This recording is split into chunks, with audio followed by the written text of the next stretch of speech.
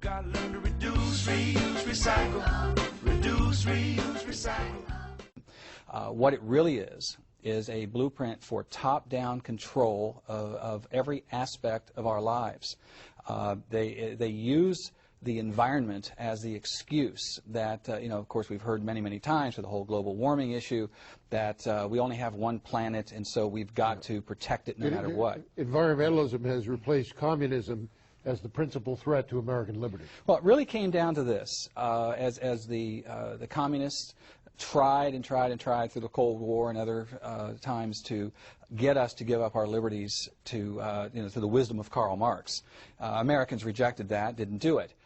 They needed something to get us to give up those liberties, some major issue. They came up with environmental Armageddon.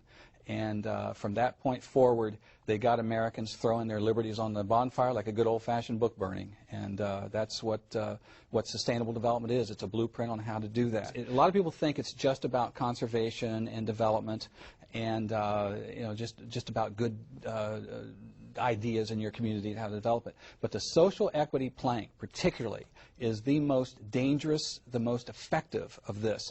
Another term for social equity is social justice, a term coined by Karl Marx. And just to give you an example of what they mean by social justice, it is a social injustice for a country to have borders. Does that sound familiar?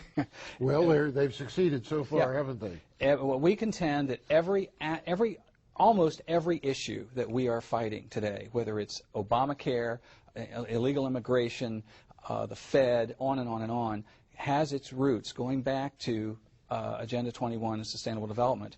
And I mean, this is the blueprint on how they want to impose those ideas. It is, for example, a social injustice to own private property. Why? Because some people earn profits from, create wealth from private property, and not everybody does. So that's a social injustice. You hear today, everything is going green, going green. All these corporations are talking about going green. Term called public-private partnerships.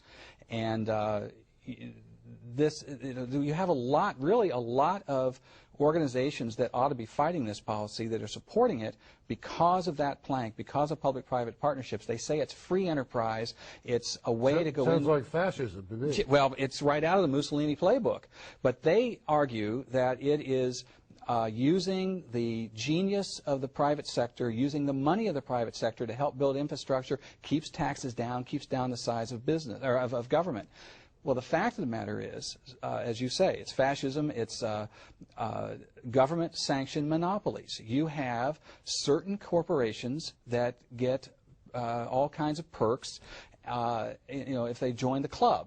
And that's why you have companies like General Electric and Sylvania.